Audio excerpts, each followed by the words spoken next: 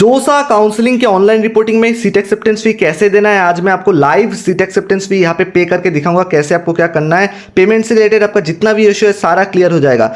तो सबसे पहला जो स्टेप था वो था आपका विलिंगनेस सबमिशन, उसके बाद डॉक्यूमेंट अपलोड, जिसके रिगार्डिंग ऑलरेडी मैंने स्क्रीन रिकॉर्ड वाले वीडियोस बना दिया है। अब हमारा नेक्स्ट स्टेप है आपका सीट एक्सेप्टेंस फी पेमेंट, जो कि मैं आज आपको दिखाने वाला हूँ। कुछ बच्चे पूछ रहे थे पासबुक या क्रॉस चेक हमें कहाँ अपलोड करना है, तो ये रहा आपको सीट एक्सेप्टेंस फी पेमेंट करते टाइम जो है पासबुक या क्रॉस चेक का इमेज जो है अपलोड करना है। उसके रिगार्डिंग पासबुक कैसे अपलोड करना है या फिर क्रॉस चेक का कैसा पीडीएफ आपको बनाना है, उसके रिगार्डिंग डिटेल वीडियो मैंने बना दिया, तो आप उसको एक बार डॉक्यूमेंट अपलोड वाला वीडियो मेरा चेक कीजिएगा, ठीक है।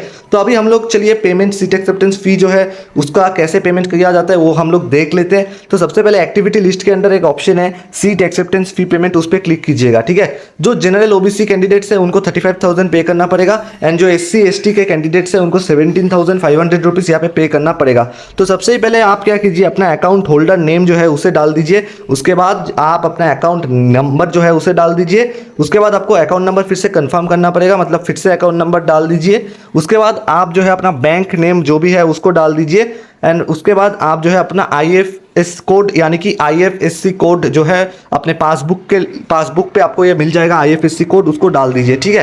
एंड उसके बाद आपको अपना क्रॉस चेक या फिर पासबुक का इमेज अपलोड करना पड़ेगा PDF फॉर्म में। जो PDF आप अपलोड करेंगे उसका साइज जो मैक्सिमम होगा वो 300 KB होगा, ठीक है। किसी का अगर साइज रिड्यूस करने के बाद भी PDF अपलोड नहीं हो रहा है तो आप एक बार PDF का नेम चेक कीजिएगा, ठीक है। PDF का नेम में कोई भी डिजिट वगैरह नहीं रहना चाहिए, बस सिंपल टेक्स्ट या अल्फाबेट के फॉर्म में आपका PDF का नेम रहेगा, लाइक पासबुक सिंपल नेम रहेगा आपका, ठीक है। एंड कैसे PDF का साइज रिड्यूस करते हैं उसके रिगार्डिंग भी मैंने वीडियो बना दिया था। जिसको PDF साइज रिड्यूस ठीक से नहीं करना आ रहा है तो आप एक बार मेरे चैनल पे जाके वीडियोस को चेकआउट कीजिएगा, ठीक है। तो एक चीज़ मैं बता देता हूँ भैया, पेमेंट का जो लास्ट डेट है वो क्या होगा। तो पेमेंट आपको जो है 24 जून शाम 5 बजे से पहले करना पड़ेगा, ठीक है। लेकिन मेरा रिकमेंडेशन आप लोगों से ये है कि आप लोग अपना जो भी पेमेंट प्रोसीज्योर है उसको 23 जून तक कंप्लीट कर लीजिएगा, ठीक है। बिकॉज लास्ट डे यानी कि 24 जून को अगर आप पेमेंट करने जाएंगे तो उसमें सर्वर इश्यूज आएगा, बिकॉज सभी बच्चे जो है लास्ट डे पे पेमेंट करने की कोशिश करते हैं, जिसके कारण पेमेंट फेलियर काफ़ी सारे दिख जाते हैं, ठीक है। मतलब लास्ट डे पे सर्वर इश्यूज आते हैं बिकॉज बहुत सारे बच्चे एक साथ पेमेंट करने लग जाते हैं। तो आप 23 जून रात तक ही अपना जो भी प्रोसीज्योर है सब कंप्लीट कर लेना, ठीक है। एंड क्या सभी बच्चों को यहाँ पे पेमेंट करना पड़ेगा? जी हाँ, जितने भी लोग यहाँ पे जोसा के थ्रू जो है कॉलेज पाना चाहते हैं या फिर जोसा के आगे के राउंड में बैठना चाहते हैं, सभी लोगों को पेमेंट करना पड़ेगा। सभी लोगों को जो है सीट एक्सेप्टेंस फी यहाँ पे देना पड़ेगा, दैट इज कंपलसरी, ठीक है। तो आप अपना सब अच्छे से जो भी बैंक का पासबुक है उसको देख के जितने डिटेल्स यहाँ पे दिया है सब फिल कर लीजिए। उसके बाद अपना पासबुक या क्रॉस चेक का इमेज अपलोड कर दीजिए। उसके बाद सबमिट एंड पे फी वाला ब्लू ऑप्शन क्लिक करेंगे तो ये विंडो आपको दिख जाएगा, ठीक है। अब इसमें आप एक चीज़ देखिए, ये 10 मिनट के अंदर जो है आपको यहाँ पे पेमेंट करना पड़ेगा, ठीक है। तो आपके पास यहाँ पे 3 पेमेंट गेटवे है, SBI MOPS, SBI ePay and bill desk payment gateway. मैं तीनों का मतलब समझा देता हूँ। मान लो आप कोई IIT NIT में घुस रहे हो तो घुसने के लिए मान लो 3 गेट है। सिमिलरली यहाँ पे आपके पेमेंट करने के लिए यहाँ पे 3 गेट है, मतलब ये 3 दरवाजे से आप अपना पेमेंट कर सकते हो। तो आप किसी भी यहाँ पे गेटवे को चूज कर सकते हो, किसी भी दरवाजे को चूज कर सकते हो, ठीक है। जैसे मैं bill desk payment gateway choose करता हूँ। आपका कोई भी कंपनी में बैंक हो, मे बी आपका सपोज आपका स्टेट बैंक है, मे बी आपका HDFC है, एक्सिस बैंक है, कनाडा बैंक है, कोई भी बैंक हो, आप इन तीनों में से कुछ भी चूज कर सकते हो, ठीक है। जैसे मैं आपको यहाँ पे सबसे पहले bill gate payment gateway use करके दिखाता हूँ कि बिल गेट पेमेंट गेटवे जो है कैसे चलता है, ठीक है। तो आप तीनों में से कुछ भी यूज़ कर सकते हो, ऐसा कुछ नहीं है कि आपका HDFC है तो आप SBI मॉप या फिर SBI ePay नहीं यूज़ कर सकते हो, ऐसा कुछ नहीं है, ठीक है। आपका कोई भी बैंक अकाउंट हो आप तीनों में से कुछ भी यूज़ कर सकते हो। मैं यहाँ पे आपको हर मेथड से लाइव पेमेंट करके दिखाऊंगा। मैं आपको UPI से भी पेमेंट करके दिखाऊंगा, मैं आपको नेट बैंकिंग से भी पेमेंट करके दिखाऊंगा, क्रेडिट कार्ड डेबिट कार्ड भी यूज़ करके दिखाऊंगा, उसका टेंशन आप लोग मत लेना, ठीक है। तो सबसे पहले मैं बिल डेस्क पेमेंट गेटवे पे यूज़ करता हूँ and proceed for payment click करोगे तो आपको ये ऑप्शन दिख जाएगा। तो क्रेडिट कार्ड या डेबिट कार्ड आप यूज़ कर सकते हो। अगर वो यूज़ करते हो तो सबसे पहले अपना कार्ड नंबर डालो, उसके बाद एक्सपायरी डेट डालो, उसके बाद CVV जो कार्ड के पीछे रहता है उसको डाल दो, एंड फाइनली जो है कार्ड होल्डर नेम डाल दो, ठीक है, जिसके नाम पे कार्ड है। उसके बाद मेक पेमेंट ऑप्शन पे क्लिक करोगे तो आपको जो है एक OTP आएगा अपना बैंक अकाउंट से लिंक हुआ मोबाइल नंबर पे, उसको डाल देके पेमेंट हो जाएगा। उसके बाद नेट बैंकिंग से आप कैसे पेमेंट कर सकते हो, अपना बैंक नेम चूज करो। जैसे ही आप बैंक नेम चूज करने के बाद ओके करोगे तो आपको जो है लॉगिन डिटेल्स दिख जाएगा बैंक का, उसमें यूजर नेम एंड पासवर्ड डालना नेट बैंकिंग का, तो आप लॉगिन करके पेमेंट कर सकते हो। मैं लाइव आपको पेमेंट करके दिखाऊंगा। अभी मैं रफली आपको बता रहा हूँ कि पेमेंट करने का क्या क्या रास्ता है। इसके अलावा आप यूपीआई से भी पेमेंट कर सकते हो, ठीक है। यूपीआई से पेमेंट करने के लिए आपको देखो स्क्रीन पे क्यूआर कोड दिख जाएगा। मैं आपको लाइव पेमेंट करके दिखाऊंगा, आप टेंशन मत लेना। मैं तो आपको बस शुरू में रास्ता दिखा रहा हूँ कि इस तरीके से आप पेमेंट कर सकते हो। तो आपको जो भी मेथड कन्वीनियंट लगे आप उससे पेमेंट कर सकते हो। मैं आपको लाइव पेमेंट करके भी दिखाऊंगा। यूपीआई से पेमेंट करने के लिए आपको क्या करना पड़ेगा, सबसे पहले मैं वो बता देता हूँ। बिकॉज आजकल इंडिया में आपको पता ही है ज़्यादातर लोग जो है यूपीआई से ही पेमेंट करते हैं, राइट। तो आपको क्या करना पड़ेगा, अपना मोबाइल फ़ोन निकालो एंड मोबाइल फ़ोन से जो ये क्यूआर कोड है इसको स्कैन करो। कहाँ से स्कैन करना है, आप कोई भी सॉफ्टवेयर यूज़ कर सकते हो, लाइक गूगल पे हो गया, फ़ोन पे हो गया, उससे ये वाला स्कैन करो, ठीक है। इसको गूगल पे या फ़ोन पे के जो भी ऐप है उसमें ये स्कैनर ओपन करके ये जो क्यूआर कोड आपको दिख रहा है इस क्यूआर कोड को स्कैन कर लो, ठीक है। स्कैन करते ही मोबाइल फ़ोन पे आपको जो है पेमेंट का ऑप्शन दिख जाएगा, 17,500 या 35,000 डिपेंडिंग आपका कैटेगरी कौन सा है। एंड आपको अपना गूगल पे या फ़ोन पे जो भी आप यूज़ कर रहे हो उसका पिन डाल के वहाँ पे मोबाइल फ़ोन पे पेमेंट कंफर्म करना है, ठीक है। जैसे ही आप वहाँ पे पिन डालते हो एंड आपका पेमेंट हो जाता है सक्सेसफुली, तो आपको देखो मैं पेमेंट करके आपको दिखाता हूँ कैसा दिखेगा, ठीक है। पेमेंट होने के बाद ही आपका जो है ये विंडो खुल जाएगा, ठीक है। तो आप इसका चाहो तो एक स्क्रीनशॉट रख सकते हो अपने पास, बिकॉज आपका पेमेंट देखो यहाँ पे लिखा है कि payment has been successfully completed, ठीक है। उसके बाद आप गो बैक करोगे तो आपको जो है ये विंडो फिर दिख जाएगा। आप अपना जो भी विलिंगनेस है उसको चेंज कर सकते हो। चेंज विलिंगनेस ऑप्शन को क्लिक करके एक्टिविटी लिस्ट के अंदर आप फ्लोट से फ्रीज कर सकते हो या फिर स्लाइड कर सकते हो, जो भी आप चाहो कर सकते हो।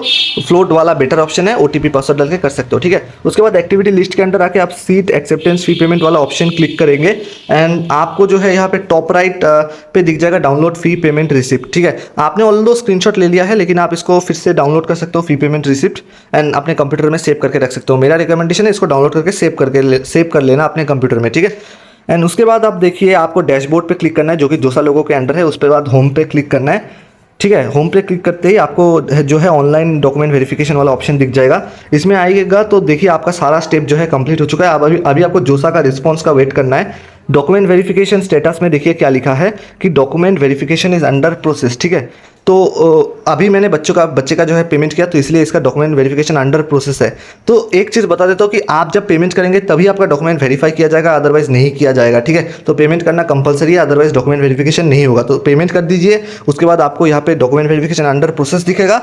मैक्सिमम 1 दिन लगता है, ठीक है, डॉक्यूमेंट वेरीफाई होने में। 1 दिन के अंदर जो है आपका डॉक्यूमेंट वेरीफाइड दिखाएगा। कोई भी क्वेरी आता है तो आपको यहीं पे दिखाया जाएगा, और कोई भी क्वेरी आएगा तो उसको कैसे रिस्पॉन्ड करना है उसके रिगार्डिंग डिटेल वीडियो चैनल पे ऑलरेडी अवेलेबल है। आप हमारे चैनल पे जाकर चेकआउट कीजिए, जहाँ पे हमने अच्छे से एक्सप्लेन कर दिया कि कोई भी क्वेरी आएगा वो कहाँ आएगा एंड उसको कैसे जो है आपको रिस्पॉन्ड करना है, ठीक है। तो ओबीसी एनसीएल कैंडिडेट्स का शायद क्वेरी कुछ आ रहा होगा तो उसके रिगार्डिंग एक वीडियो डाल दिया है कि ओबीसी एनसीएल कैंडिडेट्स को क्या करना पड़ेगा, ठीक है। आप उसको जरा एक बार जाकर चेकआउट कीजिए। आपको जो है डिक्लेरेशन फॉर्म अपलोड करना पड़ेगा, ठीक है।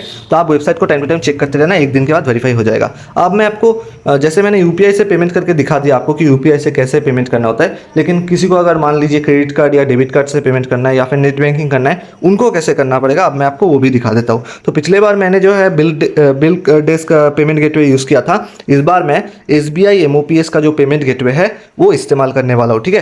तो आप SBI MOPS को क्लिक कीजिए। आपका बैंक अकाउंट किसी भी बैंक का कंपनी पे हो, लेकिन आप SBI MOPS यूज़ कर सकते हो, ठीक है।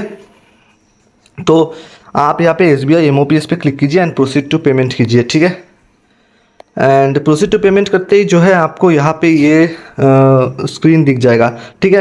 एंड इसमें आप देखिए आपका क्रेडिट कार्ड या डेबिट कार्ड क्या SBI का है या फिर कोई दूसरा बैंक का है। जैसे मेरा तो दूसरा बैंक है तो मैं अदर बैंक जो डेबिट कार्ड है उस पर क्लिक कर रहा हूँ। अगर आपका क्रेडिट कार्ड है तो आप क्रेडिट कार्ड ऑप्शन पे क्लिक कीजिए, अगर आपका स्टेट बैंक है तो स्टेट बैंक डेबिट कार्ड पे क्लिक कीजिए। इसके अलावा आपके पास नेट बैंकिंग का भी ऑप्शन है, SBI का भी नेट बैंकिंग यूज़ कर सकते हैं या फिर अदर बैंक का भी जो है नेट बैंकिंग यूज़ कर सकते हैं। इसके अलावा SBI ब्रांच का भी ऑप्शन है, ठीक है। तो जैसे अदर बैंक डेबिट कार्ड में यूज़ कर रहे हो तो उसके लिए बैंक का कोई भी चार्ज नहीं लगेगा मेरे को, यानी कि एग्जैक्टली 17,500 ही देना पड़ेगा, ठीक है। तो मैं अदर बैंक जो डेबिट कार्ड है उस ऑप्शन पे क्लिक करता हूँ एंड उसके बाद क्लिक करते ही देखिए यहाँ पे जो है आपको पेमेंट वाला ऑप्शन दिख जाएगा। इस पर आपको जो है कन्फर्म ऑप्शन पे क्लिक करना पड़ेगा। आप लोग अभी तक चैनल के साथ जुड़े नहीं हो तो जुड़ जाना, सब्सक्राइब कर लेना एंड वीडियो को लाइक ज़रूर कर देना अगर अच्छा लग रहा है तो, ठीक है। एंड कन्फर्म बटन दबाते ही आपको जो है कुछ ही देर में आपको पेमेंट का ऑप्शन दिख जाएगा, ठीक है। एंड उसके बाद आपको यहाँ पे एक विंडो दिखेगा जहाँ पे आपको अपना कार्ड, जैसे मैं डेबिट कार्ड से पे कर रहा हूँ तो आपको जो भी कार्ड से आप पे कर रहे हो तो उसका डिटेल सबको यहाँ पे भरना पड़ेगा। जैसे क्या क्या भरना पड़ेगा, नेम ऑफ द कार्ड भरना पड़ेगा, कार्ड नंबर भरना पड़ेगा, एक्सपायरी डेट भरना पड़ेगा, CVV जो कार्ड के पीछे रहता है उससे भरना पड़ेगा। ये सब डिटेल्स आप जरा भर दीजिएगा। उसके बाद आप नीचे देखिए पे ऑप्शन है एंड कैंसिल ऑप्शन है, तो पे ऑप्शन पे क्लिक कीजिएगा। लेकिन ये जो भी प्रोसेस आप कर रहे हैं ना, तो मेरा वीडियो एक बार पहले देख लीजिएगा पूरा, उसके बाद ही आप ये प्रोसेस कीजिएगा। बिकॉज जो है आपको यहाँ पे टाइम बहुत कम मिलता है, ठीक है। मतलब आप बहुत ज़्यादा डिले करोगे तो क्या होगा, जो आपको फिर से लॉगिन करके फिर पूरा प्रोसेस करना पड़ेगा, ठीक है। सेशन टाइम आउट हो जाएगा अदरवाइज। तो डिटेल्स वगैरह भरने के बाद देखिए आपको जो है फाइनली पेमेंट या तो सक्सेसफुल होगा या फिर फेलियर होगा। जैसे इस केस में मेरा जो पेमेंट है वो फेल आ रहा है, तो आपका भी ऐसा आ सकता है, पेमेंट फेलियर हो सकता है। इनफैक्ट जो लोग लास्ट डे यानी कि 24 को करेंगे उनका ज़्यादा पेमेंट फेल होने का चांस है। लेकिन आप लोग घबराइएगा मत, पेमेंट फेल हो ही सकता है, ये नॉर्मल बात है। आप बस अपना बैंक अकाउंट में एक बार बैलेंस चेक कर लीजिए एंड ट्रांजैक्शन हिस्ट्री चेक कर लीजिए कि उसमें कुछ भी डिडक्ट तो नहीं हुआ है ना। इनफैक्ट आपको SMS जो है वो ऑलरेडी आ जाएगा, तो उसका भी आप टेंशन मत लीजिएगा, ठीक है।